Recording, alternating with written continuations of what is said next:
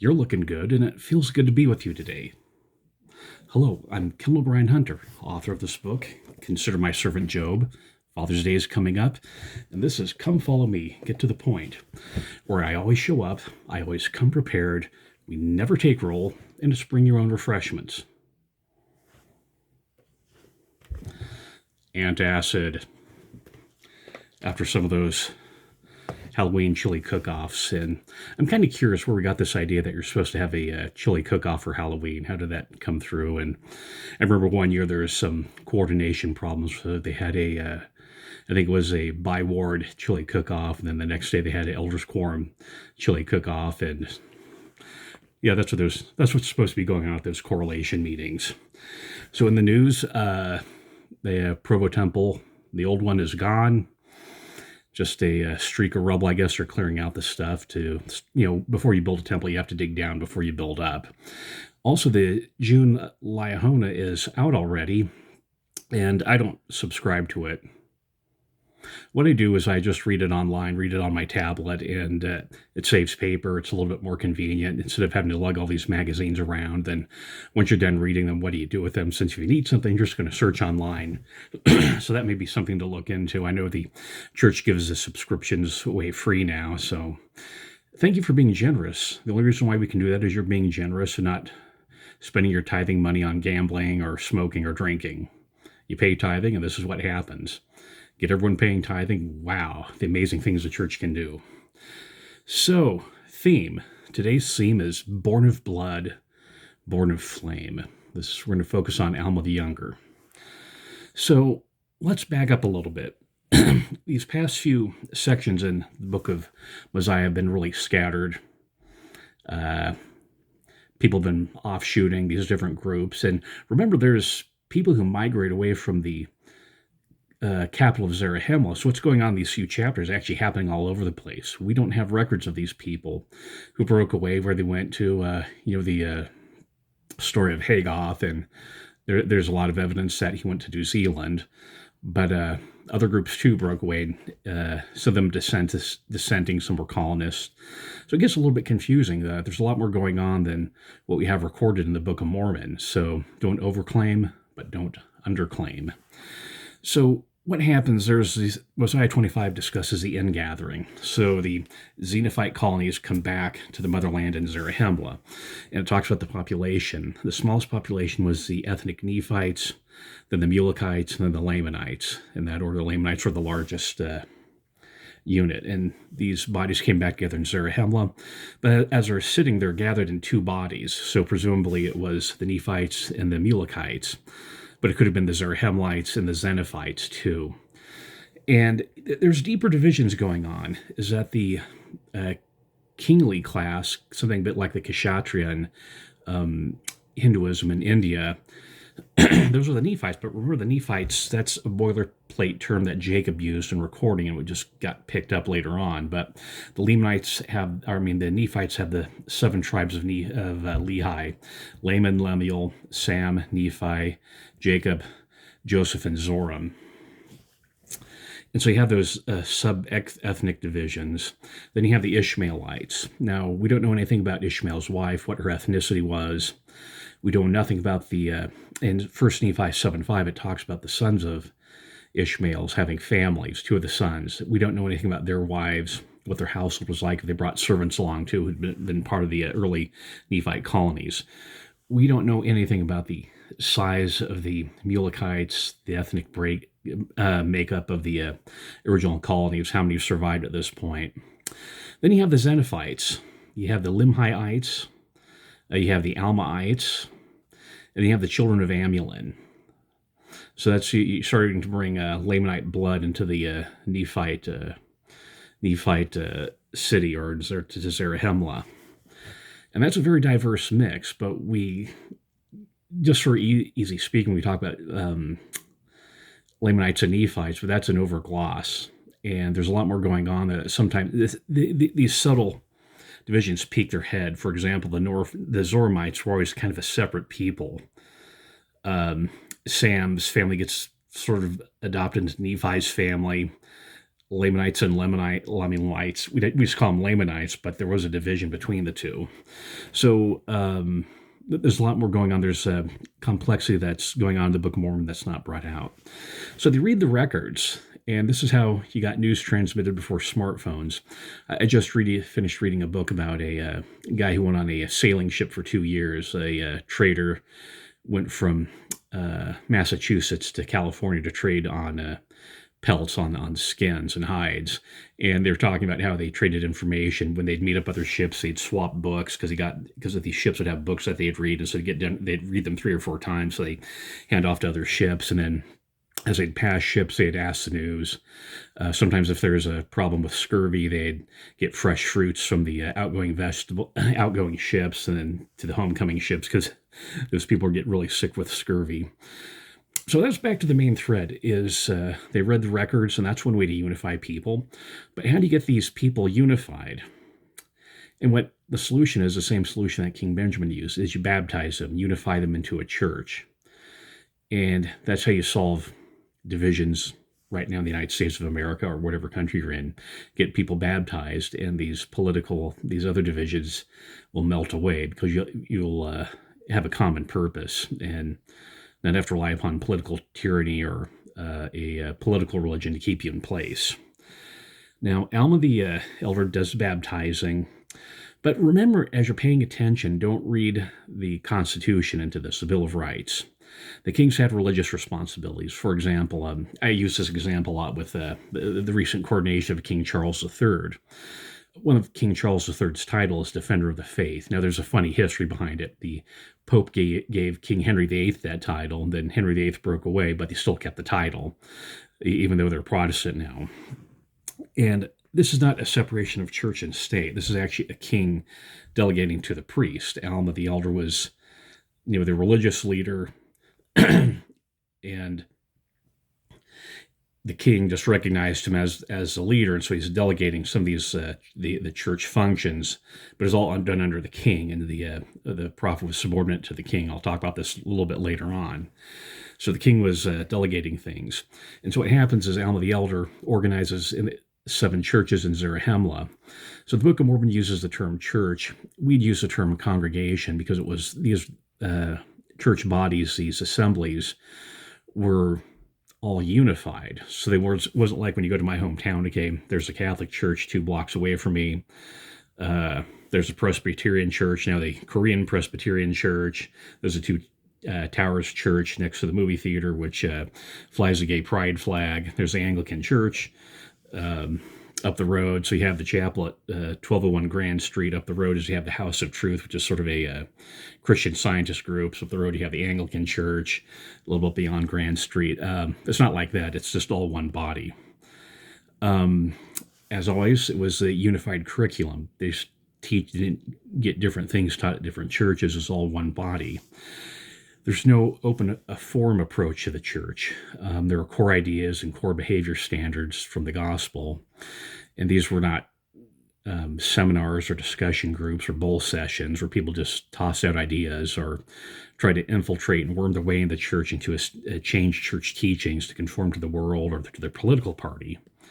As always, there was no emphasis on camping trips or socializing or getting sugar buzzes off of refreshments. This is about teaching the gospel and helping the poor. Think about the money we spend on dressing up the young men and young women as Farmer Brown and Holly Hobbie. Then you think about all the poor people who need clothes. Then you go to DI and you see all these racks of clothes there. So if the people need clothes, why don't we take them to DI? So Provo has one of the largest DIs out there. Yeah, a lot of clothes in there. Sort of just kind of fiddling around with stuff. So that's how they unify. Now, chapter 26, the time bomb explodes. There's this generational time bomb. There's a rising generation. They were too young with King Benjamin. They didn't understand the words. Or they may have been Zeniffites who weren't part of the King Benjamin process, because you remember that broke away before King Benjamin reigned. Now, it says this in verse 3. Pay attention.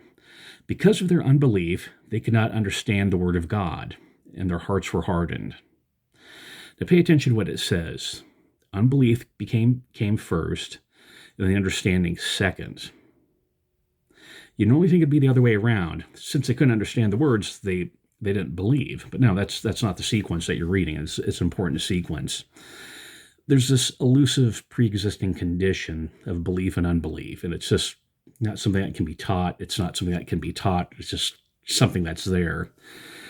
Thomas Sowell, who's he's an economist, but he talked a lot about this. What he called people's visions. And what he meant by vision was a pre-analytic cognitive act. A pre-analytic cognitive act. So there's something in your head before you start analyzing something. There's something in your head already there. It's a set of assumptions, not necessarily spelled out in the individual's own mind. Just cultural attitudes that are there.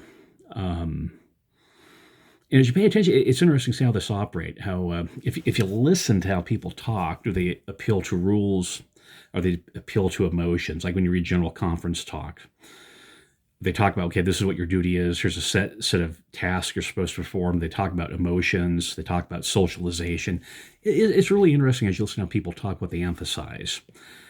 It's you frame things in terms of emotion, that is, you love or hate something, or in reason, some things are true and false. You frame things in terms of your experience, the inducting and abstracting process. You frame things in terms of social pressure. Oh, we need to fit in with these other groups. We need to make sure people are feeling they're feeling happy.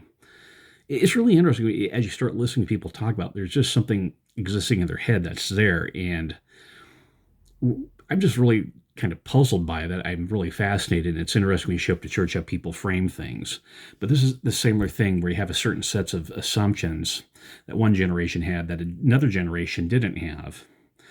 And it was part, because they're really young, they just did not have that solidifying experience where like in my age, I was born after the assassination of John F. Kennedy. So this generation before me, the author Stephen King just keeps focusing on the Kennedy assassination for some reason in his horror books.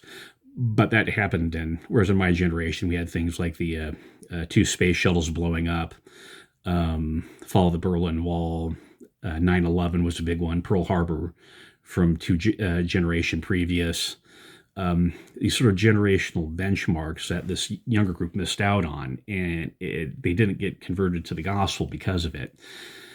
And it finally achieved a critical mass, a population boom. And it's not about things that are true and false. It's what I said, the population, other directedness. There's a social validity that comes from certain things. They're not true, but they're socially valid. Peer pressure, that's a simple word. And let's see, let me skip through over. So what's going on is that you had these people who weren't members of the church, and they started dissenting and breaking a lot of commandments. And there's a confusion over the jurisdiction. Part of the reason is that there was a issue of precedent. This high dissension rate was not part of a Benedictine sermon, and whatever was on the brass plates, and how much Alma the Elder studied it. And this is an interesting question. Is this a crime or is this a sin? Because you handle a crime with a secular court, but you handle a sin through a church system. So Alma counsels with the king, and they talk, once again, this is a king who has priests, and so Alma talks to the king, and the king's King Mosiah II says, no, this is your jurisdiction. You have to handle this. This is not a crime. This is a sin. If people are committing crimes, of course, we'll punish them. But this is more of a sin issue, so you have to deal with it. So he delegated back to Alma. So what Alma did is, in this confusion, he got a revelation. Now, it's interesting because Joseph Smith said you shouldn't go to God for revelation if you already have a revelation existing. You need to study the scriptures so you're not asking stupid questions. Redundant questions, I should say. In fact, I remember a training video that I saw from the church, and they mentioned that I think it was over 80 or 90% of the questions that when people call into church headquarters ask about, it's already in the manual. They're just not reading the manual. Or, once again, they're one of these people who need someone else to tell them something before they believe it. So as you read this revelation in this chapter, it's an interesting revelation. It would be its own section in the Doctrine and Covenants. And so it starts out with a affirmation of Alma, his value and his worth, talks about his experience of repenting. And then it teaches doctrine, personal connection, then doctrine. Then it talks about the practice of what the Lord wants him to do with that. And over the history of the church, we've had different approaches. We've used this earlier term called church courts. They changed that to disciplinary councils, and disciplinary council would have four divisions: informal probation, formal probation, disfellowship, that is, you couldn't take the sacrament, and then excommunication. Now, they're using this term membership council. It's a euphemism because the end result's the same, and it's some ways it's a little bit helpful that you're not trying to punish something or someone. Dallin H. Oaks wrote a book called The Lord's Way, and he made a distinction between how the church system works versus the secular legal system. I remember a number of years ago as a student, we had a counsel from the bishopric, or I should say a counsel from the stake presidency, who was an attorney. And I don't know what his perception was, but my perception was that this wasn't a temple recommend interview with a member of the stake presidency. I was giving a deposition. There's a big difference between a temple recommend interview and someone getting a deposition, and President Oaks was talking about that. So with membership councils, you have membership restrictions, then you have membership withdrawal or excommunication. So Alma the Elder does something, and here's one of the secrets. What he does is Alma the Elder writes down the revelation. You ever get a prompting and not write it down, you're going to be held accountable for that. See, I have these notebooks. So I take notes on conference. Here's another one, some for my personal study. But in these notebooks, I have written transcripts. Here in these notebooks, transcripts of the ward conferences and the stake conferences. So you can read General Conference really quickly. Do you know what was said at your last ward conference? I do, and I wrote it down. Alma the Elder does the same thing, and then I assume he disseminates it and hands it out to make sure that this is how you regulate the church. And then he implements the revelation. He just doesn't talk about that. You ever show up to a church meeting where everyone's just kind of babbling about something and, well, we like this new thing the church is doing, but yeah, are you implementing it?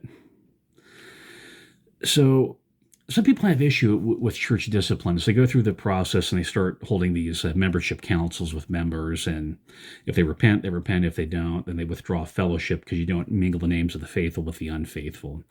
There's a danger of a corrupting influence. You think about the allegory of the olive tree. You leave a bad branch on a tree, it can affect the entire tree. Same thing with yeast or leaven. Put just one little yeast bugger in a loaf of bread, and it can leaven the entire lump. The same thing with that one bad apple spoils the whole bunch is another saying. Steve Jobs had this expression called the bozo explosion. That is, you show up to work and you hire one bozo. Pretty soon, this one bozo causes a bunch of people to turn into bozos because you're lowering a standard and you have a double standard there. So what is they start cutting off members of the church, and the church prospers because of that. And so that's the thing. Is this community at all costs? People are say, well, you're being judging or judgmentalism. Well, bishops are set apart to be judges. And this stupid alarm keeps tinging on me right in the middle of broadcasting. And there's some people who value agency over community, or they have a tension between agency and community. And so they reconcile that with creating a community of enablers. And that's what the church would become if we didn't do this. We'd be enablers. We need to protect members of the church from other people. That's why we keep warning them. There's this poem called Invictus that's actually been quoted in General Conference. It's a really nasty poem, but it's about, I'm captain of my own soul. And it's like, well, no, Christ, your captain. You're not controlling yourself. You have to submit yourself to Christ as Christ submitted to the Father. It's also why we keep talking about the dangers of emphasizing the second great commandment over the first one. Most recently, Elder Stevens, where he talked about the Golden Gate Bridge. Remember, Golden Gate Bridge has two spires. We have two commandments. It's a good visual image. So Mosiah 27, I talked about the critical mass, and we're seeing a demographic shift from the baby boom generation to Generation X to Generation Y or millennials to Generation Z to Generation Alpha. I guess that's how it's going now. Generation Alpha is after General Z, and you have the people who are digital natives, and there's just a generational difference that people just aren't latching onto the church. They're emphasizing feeling over truth. Social belonging over sanity. I mean, part of it has to do with breakups of families, that if you have strong families, you have a sense of community with the family. But if you divorced and you're juggling with four parents, your parents who are divorced, and you have the step parents and half siblings, you're going to have a very unusual sense of community. And so people are trying to have the university or churches or gangs replace the family. And that's what's going on in our generation, is the breakup of communities. So we're overcorrecting a problem. Another thing to think about this generation persecuted members. This wasn't a live and let live, saying, okay, let's just separate and try and live in harmony. It's like, no, they're attacking us. And we see this nowadays. A lot of the dissenters going on social media. There's a person at my work who talked about how he made videos making fun of the church. Now, I didn't say anything just because that's workplace is not a place to do this. So you just, in this one instance, you gotta let it lie. But I respond to it with videos like this. And curious, okay, why would a person, attack a church they left? Well, you see it with divorces. People just want revenge. You see it with Nehor, who assaulted and killed Gideon. We're going to get to that later. So to review this, read the Joseph Smith Manual, chapters 27 and 29. 27 is 29. They talk about beware the bitter fruits of apostasy, and also 29 is about living in harmony with other people. That's a problem. That's a solution. And so you have part of these dissenters were Alma and the sons of Mosiah.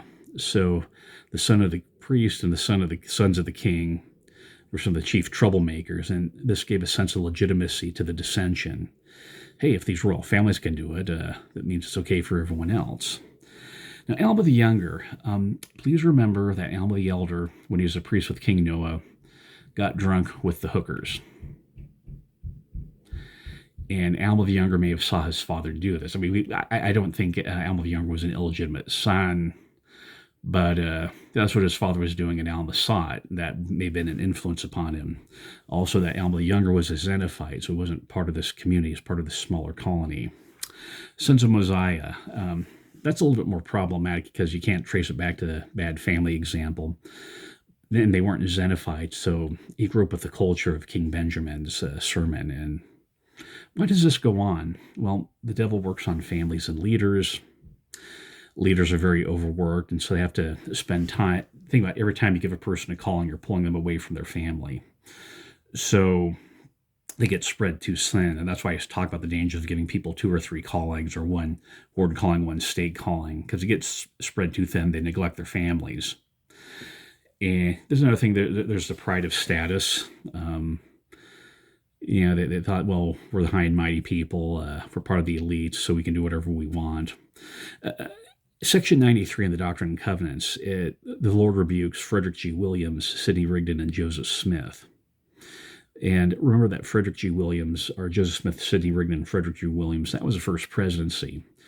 The Lord comes down on the first presidency in Section 93 because they're neglecting their families. That's part about getting overworked, and you need to learn how to work more effectively and not overwork yourself, that you're not neglecting your family and hiding in the office to avoid your family.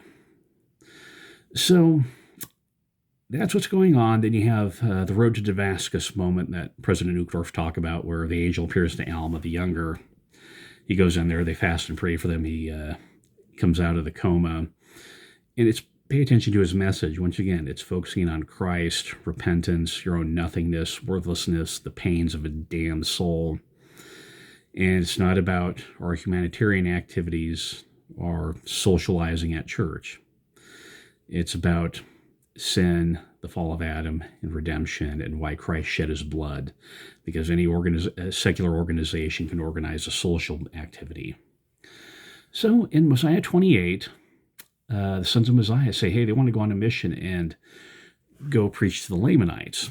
Now, they check with the king who's their father, but also it's interesting they don't check with Alma the Elder, who's the priest. You get your mission calls from the prophet. Well, no, they check with the king. So the king got a revelation, not Alma the Elder, and they sent them out on a mission. Later on, they translate the Jaredite records, the 24 plates. And things calm down a little bit in the Nephite society at this point. Things are settled. So here we are at the Christ quotient, almost half an hour into that. And you unify diversity in Christ. You want to know how you handle different groups with different social experiences and historical appearances. Well, you bring them to Christ, and that solves the problem. Be ye one, and if you're not one, you're not mine. Not be ye diverse, and if you're diverse, you're mine. That's the world's message, is focusing on diversity. Christ's message is unity. He is one with the Father. And the flip side to that, which is what I'm emphasizing, is community at all cost. Community at the cost of your sanity. Some people teach that all people will get to heaven. The devil wanted that, so did servant Nehor. And you have to have these disciplinary councils from Jacob 5:45. And thou beheldest that a part thereof brought forth good fruit, and part thereof brought forth wild fruit. So it talks about the trees, and one of the trees representing the Nephites, part was good fruit, part was wild fruit. And because I pluck not the branches thereof and cast them into the fire, behold, they have overcome the good branch, that it hath withered away. That is, the evil branches overcame the good branches of the tree because they did not cut them off of the tree. And it's the same thing. You're going to destroy a church if you don't get a lot of this heresy and nonsense under control. I've seen it where teachers get up and speculate. People teach false doctrine. In fact, this one guy, I'm not sure I'd call it a false doctrine. I don't know what I'd call it. It's beyond it. It's just a lot of speculation and weird stuff on his part. But yeah, the bishops and the quorum presidents, the stake presidents need to get that under control, because it's going to destroy your ward. And you don't leave a space for person to attack the church just because you want community or you think everyone needs to have their say. That's not what the church is for. That's what social media is for. I can say whatever I want on this, but not in church. Keeping things open. Testimony meeting or open mic night? Are you keeping the programs and operations and the regulation of the units pure? President M. Russell Ballard spoke about this in October 2006 in a talk called "Oh, Be Wise." President Monson talked about a lot of these aberrations and things where people are screwing up the church and not reading the manual.